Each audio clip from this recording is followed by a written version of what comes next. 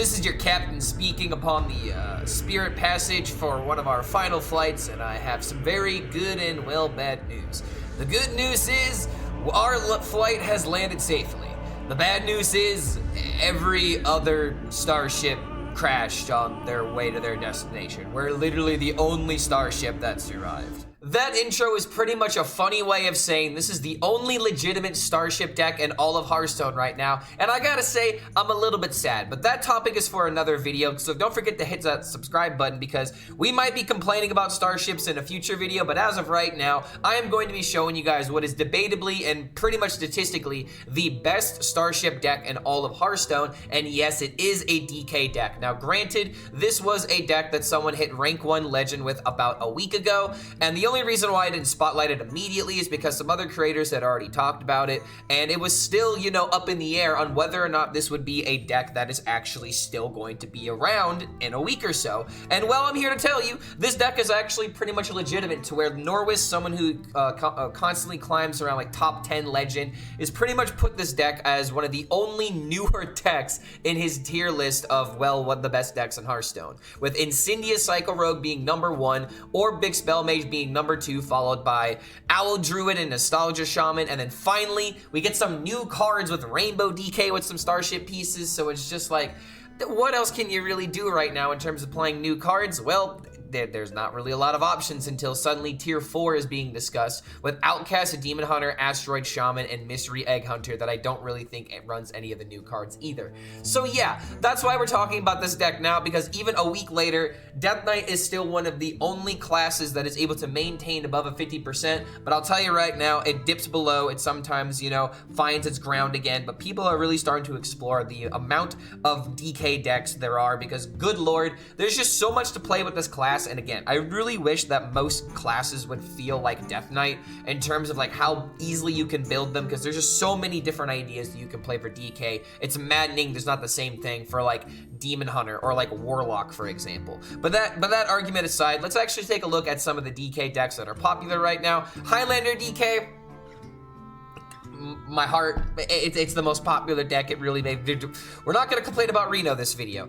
We're going to move on and talk about some of the other decks because Razzle Dazzle Death Knight is still in the fray. But if you take a look right here, this is the deck we were just looking at that someone hit rank 1 legend with about a week ago, and it doesn't have that good of a win rate at Diamond through Legend. It's got a 48% win rate, and there's another version of this deck that does have above a 50% that has a slightly different ETC, but I feel like this is just more so of just people understanding what the deck can actually do. And then like if you play this deck and then you fail with it and then you try this deck, you probably have some experience. I might just be, you know, explaining the numbers one way or another. But if we take a look at Legend, for example, Space Death Knight gets a little bit better because people know what they're doing with the list. And then at top 1000 Legend, it just starts to fall off, not because people don't know what they're doing, but unfortunately because this is one of those decks that doesn't really deal with the from hand stuff that is available right here. You know, Big Spell Mage, Psycho Rogue, Spell Damage Druid are the decks that you have to beat, and unfortunately, Rainbow DK pretty much beats all of the other decks that you'll see on your Legend grind. So it is kind of unfortunate that the Space DK doesn't have that good of stats on HSReplay, but we'll take a look at the Mulligan here to kind of get an idea of how exactly you're supposed to play out this deck, because the whole point is just to play tempo, and that's one thing that's really satisfying about this deck, is that out of all of the meta-relevant decks that were on that, you know, list and that I just showed you, I would argue this one is definitely the most fun because it's the Starships doing what Starships were designed to do. You have several sticky minions with like Buccaneer Reborn value on your Death Rattle minions, such as your Soulbound Spire and your Arcanite Defense Crystal, because when they get reborn and they die, that counts as 2 Starship pieces going into your ship. So you effectively get to double the potential of your Death Rattles, which is insane in this particular meta because you have to out armor and you have to out tempo a lot of decks that are playable right now. So this is the only reason why this Starship is actually working compared to others, is because it is literally doing everything it needs to not only survive, but to also pressure. Druid has like arcane stuff that isn't really doing a whole lot right now. Demon Hunter Starship pieces are pretty much, you know, all in on making minions appear out of nowhere. There's just not a lot of late game survivability with a lot of these Starships, unfortunately, outside of like Druid stacking armor and DK stacking armor as well as minions. minions. But it's actually kind of sad, because if you take a look at HS Guru, for example, you'll see this Rainbow DK is getting played, but it's a slightly different build. It's got a Dirty Rat instead of Frozen Over, so it's kind of a way of being able to disrupt your opponent from hand instead of, you know, forcing them to draw cards, because you need to hit key minions in this particular meta, unfortunately. But as I was saying, the thing that's really sad about the HS Guru investigation that I did is that there's a deck called Death Knight, and I think I know what this is, because if you look on HS Guru, the deck that we're talking about is technically called Rainbow DK, so it unfortunately is not cracking, you know, above a 50% in terms of Diamond through Legend. At regular Legend, it starts to go down to a 48%, and the weird thing is that there's also a Starship DK that's on this list somewhere, so that's kind of weird how, like, you know, like, for example, Buttons Rainbow DK, Starship DK. There's even an Excavate DK that I saw in the Diamond through Legend era. But then if you go through top 1K, like, you just have, unfortunately, Rainbow DK not even cracking a 50%. But the sad thing that I'm noticing about Rainbow DK is that the decks that have more games on them, unfortunately, just start to even out and have a below a 50%. And that's kind of been my experience with this deck, at least at top Legend, is that the more games I play, the more the deck just kind of evens out, because this meta in particular, if you just don't have the answers for particular matchups, like if you don't have the Dirty Rat in the matchups where you need Dirty Rat, for example, then you will just lose the game, because it's just, this deck is very dependent on curve. If you don't really have like the 2-4 start against like the AFK decks like Owl Druid, Spell Damage Druid, if they don't respond with like a swipe, then it's just, there's so many checks that you have to clear. I just really don't like how this deck feels like it does kind of do the same thing for its early game every single time. But the thing that's really fascinating to me with this deck is the late game and how, you know, the games actually flesh out. And sometimes, you know, it is about, you know, playing the Starship as early as possible, launching it on like turn 6. Maybe you have the Spell Burst in your deck. So let's go ahead and talk about what's going on here, because the thing I really like is just how skill expressionatory it is. Not even a word. How skill expressionary it is. You get to express your skill with this deck. Let's get into it. The thing that's really interesting about this deck is that I feel like there's a lot of synergies to point out, and I'm gonna do my best to point them out as quickly as I can without being too overwhelming, because the thing that I absolutely love, for example, is the guiding figure as a Starship piece, because this is one of those things to where a lot of people are going to forget that this is stacked inside, very similar to how people forget the Claw is stacked in your Starship with Hunter.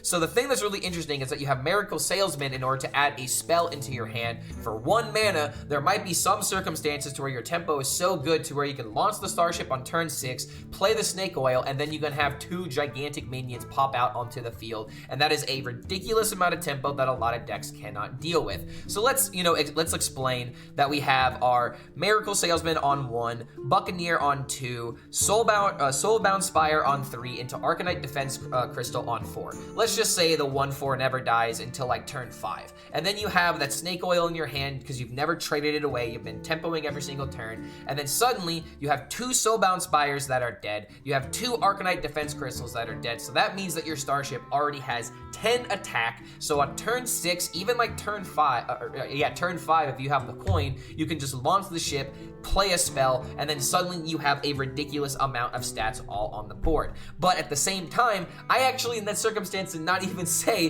that Guiding Figure actually died, so you would have to play this on turn 5 and then do this by turn 6. I got a little bit ahead of myself, but the point that I'm trying to make is that this deck does have a few high rolls that do just absolutely storm the board, and no deck is going to be able to deal with the 8 drops that you are, or the 10 drops that you are summoning by turn 6 and turn 5, as well as the minions that are going to pop out of the Starship after they clear the board. Like if a warrior plays a Brawl, for example, the Starship dies, it's going to bring out more minions, so that just automatically wins the game. The rest of this deck is just aiming towards surviving towards the late game of the deck, because you do have Climactic Necrotic Explosion available. So that's why ETC decides to run a Foam Render, and you also have Kill Jaden in order to get in the way of some of those Taunt Druids, or maybe even like those Hell Yeah games to stop the Plagues from infinitely generating damage. Frozen Over, I believe, is trying to make the Hell Yeah a little bit more of a win condition, as well as giving this deck a little bit of an extra boost in card draw, because unfortunately the only card draw you really have is the one copy of the Chillfallen Baron, as well as your Miracle Salesman trades, which doesn't really feel like card draw, if you really want my opinion. But yeah, if you don't like the Frozen Over, you can just replace it for a Dirty Rat. I feel like that's absolutely fine depending on what matchups you're trying to counter. So go ahead and make that decision based on whatever your metagame is. But the rest of the deck, Yelling Yodeler makes a lot of sense. We have a lot of Death Rattles you want the value out of. You're typically only going to use this with your Rezka, with your Starship, or with potentially a Chillfallen Baron if you're in a pinch for card draw. The rest of the deck kind of is self-explanatory because it's in a lot of DK decks. But the last thing I kind of want to talk about is the Climactic Narcotic Explosion, because this is probably going to be a big contention point for a lot of people. At this point, should I craft it with rotation on the rise? I am always going to suggest to craft this card. It's a fun card. It is literally everything that I want in a win condition, to where the entire deck can not only support it, but it actually could be centered around it, and it's not just a win condition that you're charging up and you're always going to play at the very end of the game when it is lethal. Sometimes you have to just throw out this card, hope your opponent doesn't have a way of clearing every single minion that is summoned, and then you get to go face with it next turn and clutch a game. This card is so satisfying to where I don't want to tell someone not to craft it because of how much fun that I can have with it. But unfortunately, I have to say that if this is more, if you have a lot of cards that you do not have in this list, and unfortunately there will be some stuff rotating out, you really got to think about whether or not you can invest in a kind of deck like this, because look at this. 1, 2, 3, 4, 5, 6, 7, 8, 9, 10, 11, I don't even know if I counted this right, but 11 legendaries, a third of the deck being legendaries. This is not a budget-friendly deck. There is not a lot of changes that you can make, unfortunately, because this is just how DK rolls. It's pretty much the wallet warrior of our generation. And don't forget, if you do enjoy this kind of content, feel free to like this video, subscribe to the YouTube channel, and check out the Patreon if you want to support the content directly. So thank you so much for making it to the end of this deck breakdown, and we'll see you for the next video. The Scarlet Crusade will see to your destruction. Yeah, all my real fans type fuck Reno in chat, please. Impossible.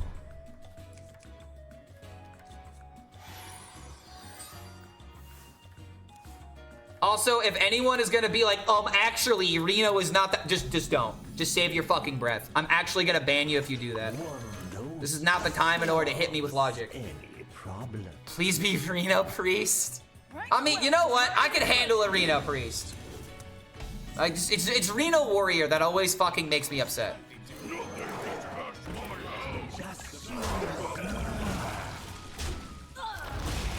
I get it, but why, but didn't you just soapbox on playing long game? This isn't about long game versus short game. This is about bullshit game versus not bullshit game. Every game against Reno is bullshit game. It has nothing to do about how long it took. I have no problem playing long games, but if I'm literally like, oh, I guess I have to do specifically this in order to win, and 30 minutes attached to that, yeah, I start to resent a little bit of slower decks because of that. When is rotation, Clark? Yeah, when is rotation? I'm ready for rotation now, Clark.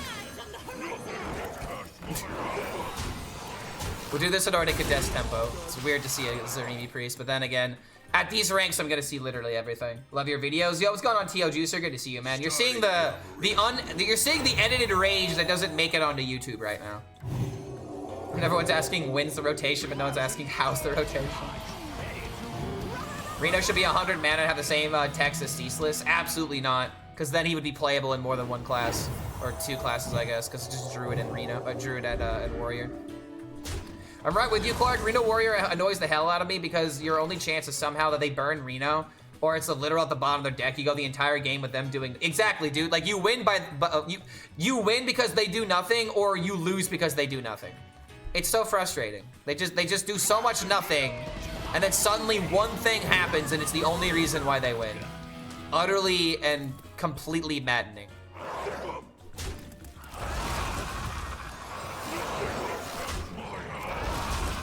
I will say though, dude, I am glad that we're not repeating Badlands though. No threads. This is not a threads turn. Now it's a threads turn.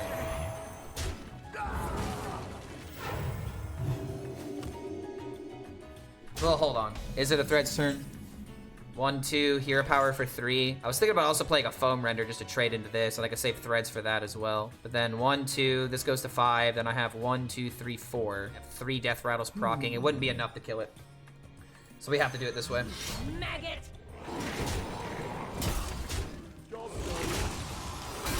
I'm facing armor stacking warrior. I mean, I would love to go up against armor stacking warrior. Auto shop guy said I need a tire rotation. I went lol like Hearthstone, so he beat me with cross wrenches. Turns out the mechanic was a Hearthstone dev. You should have watched your tongue. Okay, I have an idea. We can Melodar into our 54 corpse. Ceaseless expanse. That'll save us. Oh my lord. I'm literally losing the game right now because I can't find my taunt. I guess I should have played threads when I had the chance. He does nothing here? I do nothing? No, I do something. Oh, I definitely do something here. There we go. That's something. Symbol of death. Ooh wee, these are stinky. I guess I picked the taunt because it's a taunt. We'll wait on the weapon because there's no point in swinging. You gonna hear powered threads to clear? Victory is yours. Was a mistake, he says. Was a mistake, he says. But I still won the game. So is it a mistake or was it actually just the optimal way to win the game? That was probably a mistake. it was a mistake still, I think. All right, maybe I can get away with the Brittle Bone Buccaneer on 2. Melodar comes down with a printed nerf for. Wait, what? You want to nerf Melodar? Did I read that correctly? Any problem? I say this a lot, but it's crazy. It's crazy how Sanitized came out. Yeah, it came out at 4. Well, like, if Odin Warrior wasn't a thing, Sanitized being 4 mana wouldn't be that bad, in all honesty. But because it came out with Odin, it's like, what are you thinking? What else do you think is gonna happen? Did I already try Big Nebula Shaman? That feels like a very slow deck that can't really work right now. Did you do something yourself, or is there other people playing it? Because I've heard nothing about Big Nebula Shaman right now.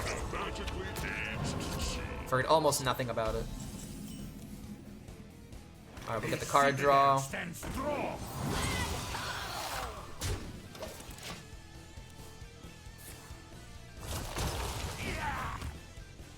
Nebula gets destroyed by a mage, you automatically lose. Cheated out with Cosmonaut, Murmur, Hagatha. Okay, I know how to do it, but I'm saying, what is it good into? What does it beat? What are you having success with that it is beating? The citadel stands strong. Ay, ay, ay, dude. Ay, ay, ay, this is awkward. I mean, I guess at this point, we're just waiting for the turn 6 airlock. This game will be over on turn 6. Yeah, it very well could be. Okay, Spire, let's go. Whew. Wait a minute.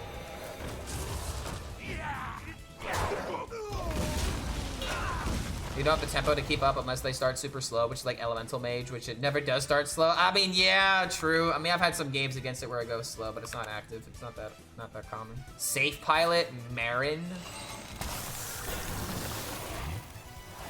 I hate to say it, this deck feels like it would just lose at top legend. Like, I get what this deck is trying to do, but this is like, the biggest problem with a deck like this, it's this one right here. The biggest problem with this deck, in my opinion, is that like, if your Nebulas fail, what then? Like, you don't have a second win condition. You're a control shaman in a meta where everyone's OTKing you.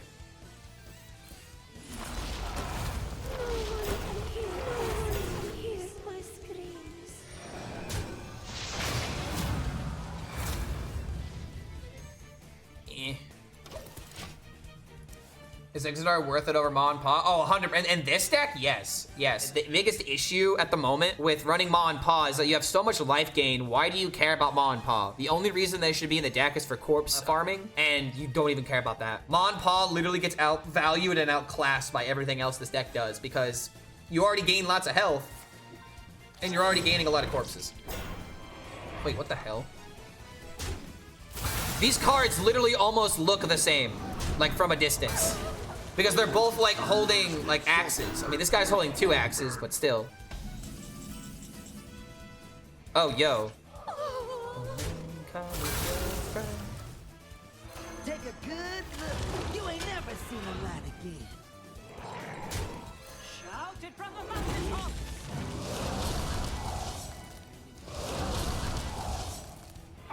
Rallying cry! Very alive.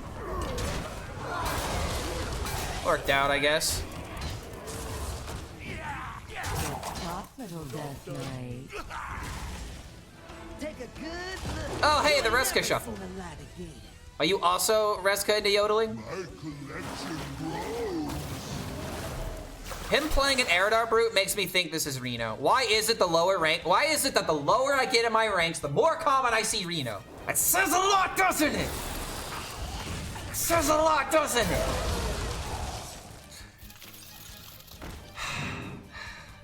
Why is it the moment that I play a greedy deck? I wanted this matchup earlier, bro.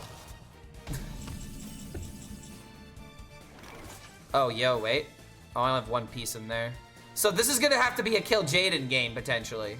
Wait a minute. I'll find the answer. It's all of it's not just Draenei. Think Okama could survive another turn?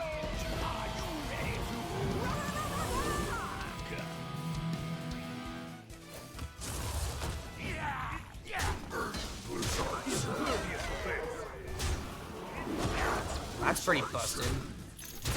Top little death knight. It's horse value game if he is Reno. So then it should have been frozen over off the pick then, because we could have milled 2 cards.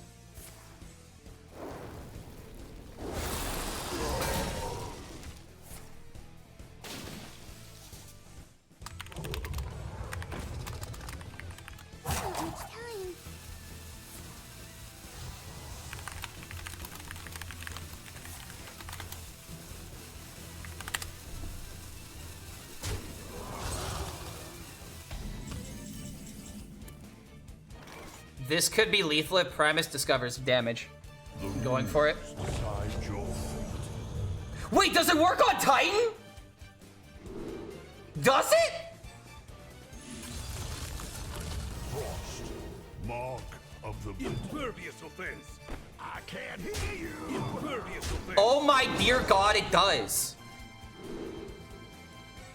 But I didn't get spell damage though. I got a foam render though. Top little death knight. I can't hear you. Dude, that is actually a nuts ability. Okay.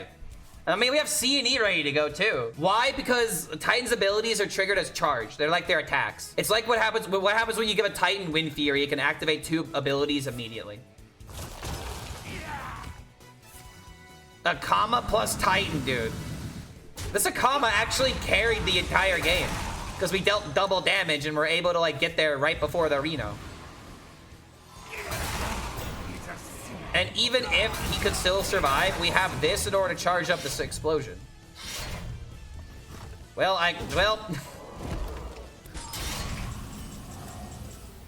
let's just go ahead and, oh, wait a minute.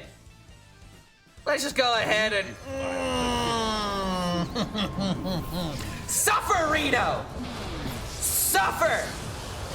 I have fought more Reno decks today than I have seen the past week. All right? In case my rage makes it onto this video. I hate Reno. I always will. Nothing will get me to appreciate Reno the Lone Ranger. Next time you make Highlander cards, Blizzard, consult me, and I'll tell you if they're good or not. I'll do it for free in order to make sure we don't have this garbage in the game anymore. It'd be really funny if we could somehow just cheese this out. 4, 5. You know what? I'm gonna do it. I'm actually gonna full greed this.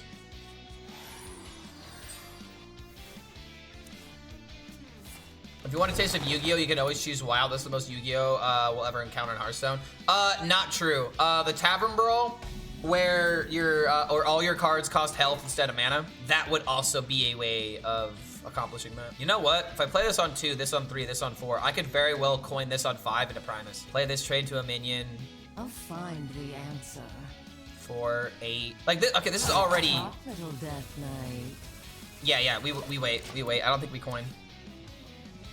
Yeah. The Blood Magic Brawl. That's what I'm referring to.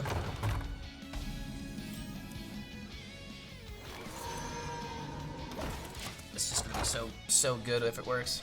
I don't want Yu-Gi-Oh! And Hearthstone to keep praising the interaction for it to not turn into Yu-Gi-Oh! Yeah, but that's what we're saying, that Hearthstone is not turning into Yu-Gi-Oh! Although there are a lot of people that say that. And if they do say that, they're wrong. They're very wrong. They're omega wrong, actually. They're extremely, oh my god, why would they do this wrong? It is, dude, no it is not. It is not. It is not like Yu-Gi-Oh! You don't die on turn 1. There is no threat of dying on turn 1. Quasar is literally Yu-Gi-Oh! No, it is not. No, it is not. If you are saying that, you haven't played Yu-Gi-Oh! Like, I'm trying to say this as nicely as possible, but that's not what Yu-Gi-Oh! Is. Now, imagine if that was every deck. Okay, imagine if Quasar Rogue, the way that they play that deck, was literally every deck. It's not. Alright, we just need the corpses. I think we technically screwed up because we could have played these guys a little bit faster, so we probably just play this on 6 and this on 8. Like, and here's another part of the puzzle that I feel like people don't think about with Yu-Gi-Oh! Yu-Gi-Oh! Has hand traps. Hearthstone does not. And that's a big deal. You literally have the disruption in order to stop the turn one OTKs from happening, but that also comes at a price.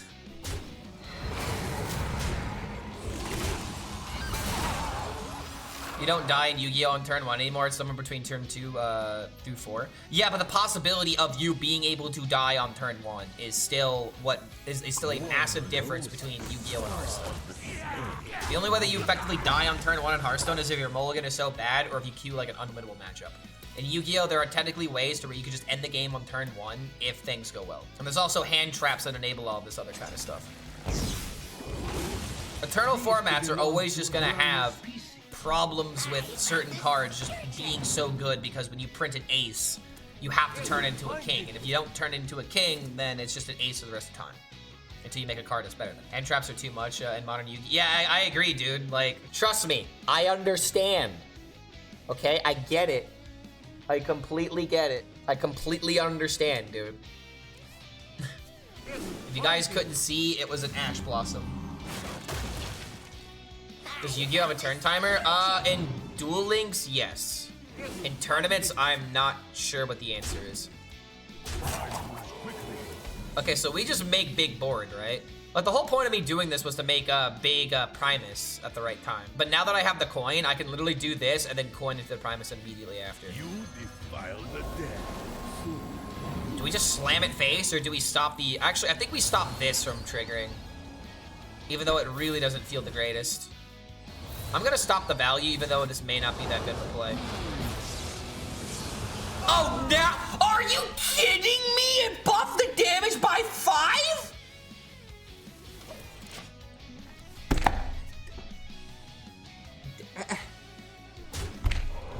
How am I this unlucky? Belongs to a brand new species.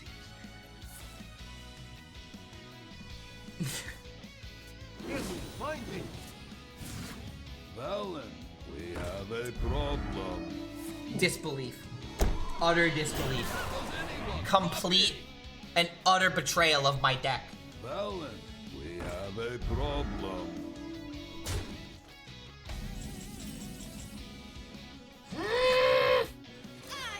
Okay, hold on. This matters.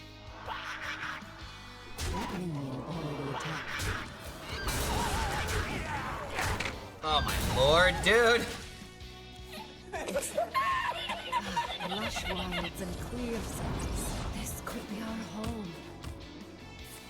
Have I seen the Vicious podcast summary? No, I have not. Aramean, I understand that, but again, like, why? Having one deck that can do that, I don't think is necessarily a bad thing. But if that one deck is on top of the ladder, then yes, it becomes drawn out and people don't want to see it anymore. But to sit here and be like a deck like that can't exist, like an APM deck that plays a bunch of stuff, I don't agree with that. I really want to just eat this. It feels terrible. And actually, maybe this, this is actually fucking terrible. This move is like actually stupid of me. Because he just has all this damage on the field now. And I'm just gonna eat all this damage now, and I don't have armor within this. This is actually just a mistake. I just should have gone for the tempo. I could have gotten 8 drops. I could have coined and gotten the spell bursts. There was no point in doing this. Going, I mean, if he decides to trade, it's a mistake. These could belong to a brand new species. This expansion is garbage. Lol. That's his description. I would never sell my Ultimate Horus level 8. That card was ungodly difficult to find. Thanks so much for that constant support. As we are about to get biopotted, apparently. How big is this guy's ship compared to mine? I need the bigger ship, guys. I at least need to know that. Quickly.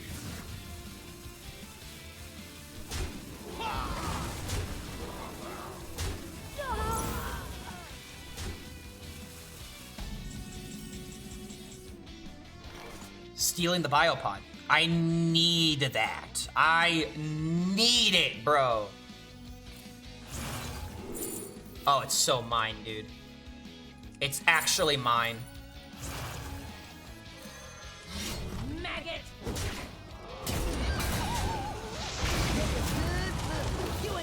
Hand it over. He's got a brand new home with me now. And now when I launch my ship, oh buddy, I get to launch it, activate its death rattle 4 times. Because I get to proc it twice with this and twice with the spell. It's actually just over if he doesn't kill me. This one's a tribute. Cover artist on his star. Oh, so he wants to cover artist the Starship and then play Ceaseless? Is that the game plan here? I mean, hold on. Isn't this just Dane? Wait, hold on. He's playing the Mantle Shaper. This is a Jombray deck of its Mantle Shaper, right? Jombray loves Mantle Shaper. This one's a tribute. What are we doing? So GG. So GG. So GG then.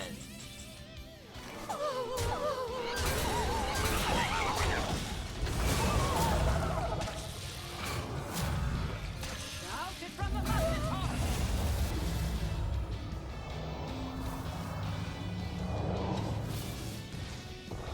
Wait, no, the bomb! The fucking bomber! Wait, did I click the bomber with this?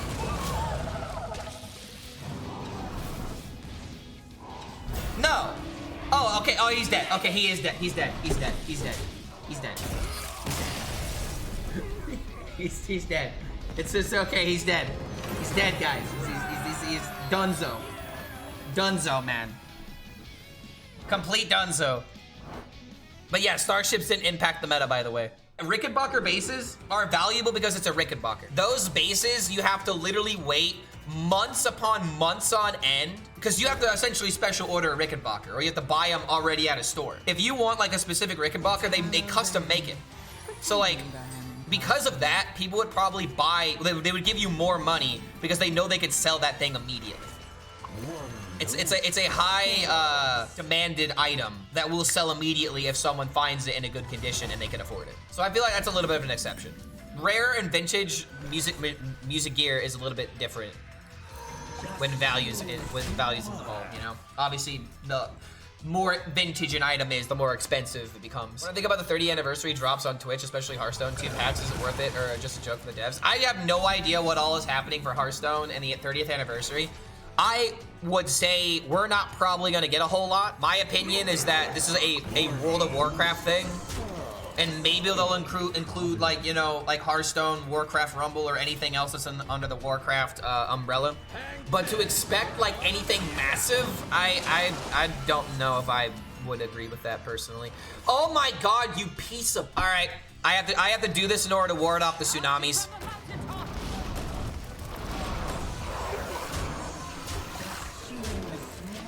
That put stars in my eye.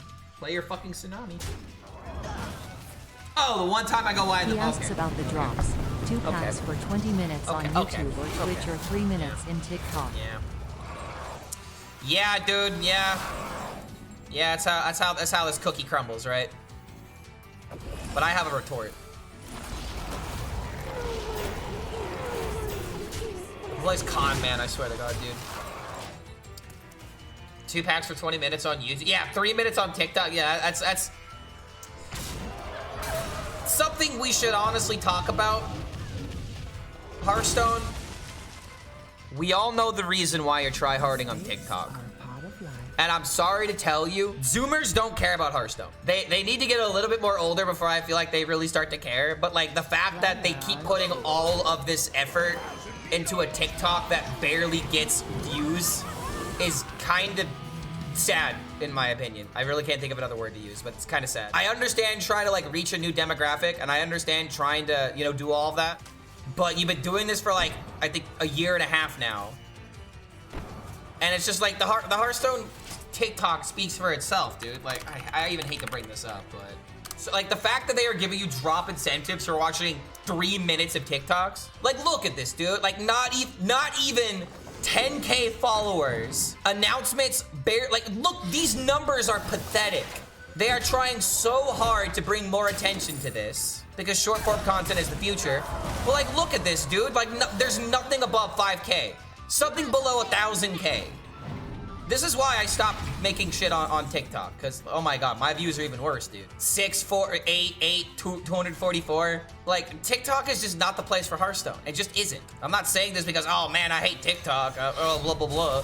I'm saying it because Hearthstone TikToks have been around for a while, and no one has exploded except TARS, and TARS didn't explode by making Hearthstone content. It was by everything else. The market's just not there for it. Blizzard has been behind on its ideas to connect with Zoomers. And a great example of that is Warcraft Rumble. Impossible. But like a Warcraft Clash of Clans, like it didn't hit. And now people are confused, being like, you know, oh, well, why would they do this? Because I feel like they're just not thinking about what actually drives with their current audience, and they keep making decisions that drive away their current audience, and as they keep trying to, you know, bring in this new audience, bringing in the new audience isn't working right now. YouTube Shorts, maybe? I don't know how you put drops on YouTube Shorts. Riot is cross-promoting Arcane in all of its games. I mean, Blizzard does that already. They already do cross-platform. At least if you're talking about between the games, like you get an ad for Diablo within Hearthstone sometimes, and vice versa. Well, maybe not in Diablo to Hearthstone, but tempo this. Rumble is so unfun to play. As someone that literally got flown out and played the game and had fun with it originally, I thought it was a good concept, but they did not keep up with it. It's been a year since its release, and it's still not available on PC. As like literally the only thing that mattered. Nothing else mattered for Warcraft Rumble except getting a PC client, and it didn't happen. Why? That should have been priority number one from before your game was released. But you wanted to release it at BlizzCon so that way you could market it. The marketing didn't work, and now the game is just bad. You can just emulate it? What's the point of emulating it when you don't want to actually play the game to begin with? Like, this seems like, this might seem like a bit of a nitpick here, dude, but it's like, if someone already doesn't want to play your product or doesn't want to, you know, use your product, and then suddenly you're like, oh, then just use an emulator, they're not going to care. You can't do it on PC. I have to download like one specific file or one specific program in order to play one game. Like, people are just not going to do it. They hear you give them a step to do, and they're like, oh, I'm not interested anymore. And I actually have a great example of this in the music world. I'm gonna go for a Frozen Over. The example that I can give you in the music world is whenever you're trying to do a call to action and you're telling people, like, hey guys, check out our socials, check out our Instagram, check out our Facebook or TikTok or whatever. Do you have any idea how hard it is to get someone to whip out their phone to check something? Do you have any idea how difficult that is, no matter where you are? The easiest way that you could drive that kind of engagement is literally QR codes. People could just literally analyze it with their phone or take a picture with it, and then they can come back to it later if they're interested. But the moment that you're like, oh, hey, check this out later, people are gonna forget, or they're just not gonna be interested, and then what? If that's the only way that you're gonna connect to people is like, oh, hey, check us out on whatever, like that's just not gonna work. You need something else that's gonna engage with people, that'll actually get people to do what you're asking them to. Your call to action needs to be a call to action, not a favor. You know what I mean? Oh, hey guys, don't forget to check us out. You've been doing us a huge solid. Doesn't matter. That part doesn't matter. You need to make it to where you are the most interesting thing in the world. It's like, you need to check us out now, otherwise you're missing out. We got new music on this. We got giveaways. We got whatever the hell's going on over there. You can't just say, hey guys, check us out, and then expect people to actually do that. That is not how the world works. The only way that works is if it's like you're at like a book club or something, or in terms of like the main entertainment. Because even when you are the headliner at an event, you may not be everyone's main focus. You know, people could be having a good time. They could be drinking. They could be talking with their friends. You have to give them that immediacy where it's like, guys, you should do this if you want to keep up with our content. So there you go. Versus just, hey, check us out. That doesn't work. You need to create urgency. This is what business people would tell you. You literally need to create urgency in order to get a reaction out of people. Do not scam random QR. Okay, guys, that's not what I'm talking about. I'm not talking about scanning every single QR code, but literally what the Indigos do is that we have a banner with our QR code with our social media information on it. I'm not telling you to go out and scan every single QR code. If that's the takeaway, are you kidding me? Why am I even ranting about this? I just gave you guys golden pieces of advice. You're worried about that? Come on. You maggot! Like, yes, that should go without saying, but that's not what we're talking about right now. Just find that funny. Okay, what do I have in here? I have the guiding figure, so I want to get the value from the Exodar to push the ship. I get 3 cards in my hand, and I can play 1 immediately. So I guess I could trade this instead of actually playing it then. And I top deck this, so of course I do. So now I could do this into this instead. And then I get even more value. I think I like that a little bit more, pushing the greed here. It's never a bad time to be safe. Yes, that is true. But I'm just like, I'm really upset that like that was the thing that was pinned in the chat. Was like, I'm giving all this great advice about how to like create urgency. And then suddenly it's like, by the way, don't scam random QR codes. That should be obvious. It should be obvious. Diablo Immortal was announced as a mobile only, and the backlash they got was spectacular, so they had a PC version at launch. Rumble should have gotten the same treatment. Literally, dude, literally. I don't understand why they made that mistake twice. Like, how do you make that mistake twice? If they try to capture the whole market, Clark, it's honestly more money overall. Wait, what's true? That's why they're trying to capture all the markets. Not noticing the opponent's high roll right now? This isn't a high roll. I could care less about this. He got a murmur? That ain't nothing. What high roll happened? Oh, the 1 in a Marin? This ain't no problem. I'll find the answer. A problem means that we're dead. How are we dead here? Eyes on the horizon! Maggot! Yes, this isn't a problem. Because people that made the mistake of the first time were fired and replaced. You know what? That actually does make a lot of sense. Which is why employee retention is so important, so you can have people that were around when certain mistakes happen. That is a great point, actually. Promoting Hearthstone, the only way. Subway Surfer style TikToks. I don't know, dude. Like, it's just sad how obvious it is. You know? The only reason why Hearthstone wants people on TikTok is because it wants to appeal to Zoomers. There's no other reason. And I have no problem calling it out because it's obvious. Oh, what the hell? So now I get 5 cards from this. So we launch the ship. Get the pieces that I want. We've got the guiding figure. Nothing else needs to get played. I could spend the corpses if I wanted to, but then I don't have a swing going into next turn, so I'm gonna wait.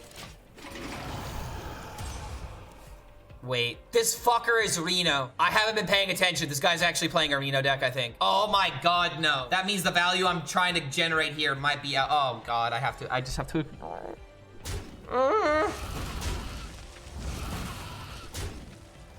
Is this DK? There's been a lot of DK today. But I'm all for it. I love me some DK. But what I don't love is Reno coming in and ruining my game experience, which might actually happen.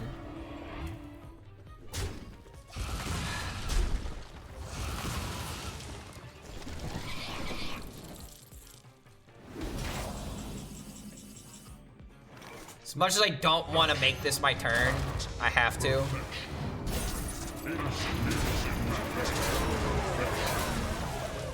One dose solves any problem.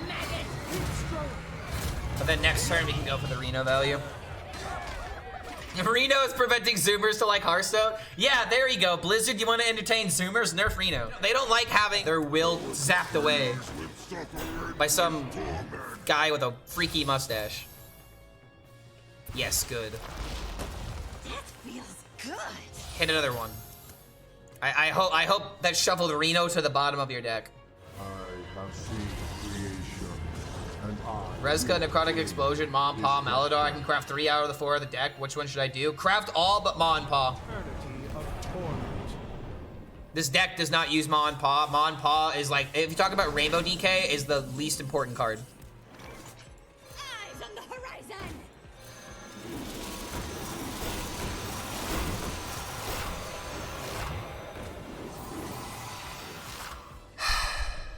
You maggot. He's still got a wand card in his hand. Oh my god, he's trading. That means I get my value after all. Okay, okay, okay. I get my corpses too. That's also important. I think it, no, you would have been snap play. Nope, nope. You never know with a Reno player. You never know.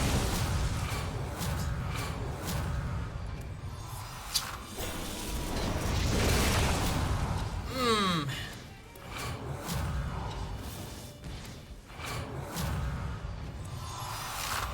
Delicious. Oh, come on.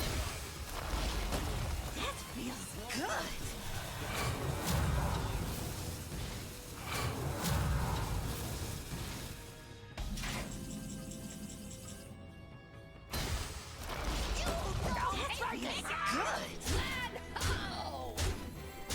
I have seen creation, and I will bring destruction. Maggot.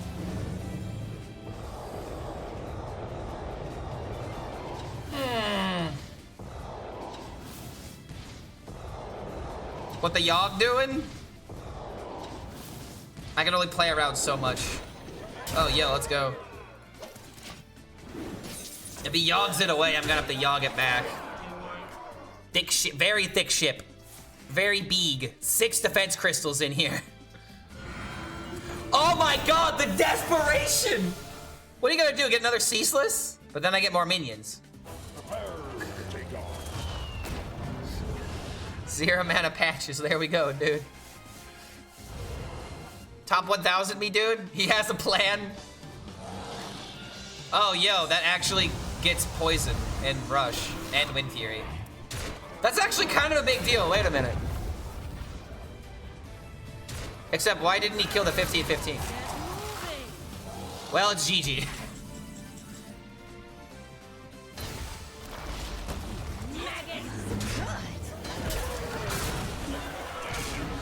So much damage, bro. Literally over, I mean, was that over 100 damage? I don't want to count, but that was a lot. That, okay, maybe not over 100, but that was still a lot.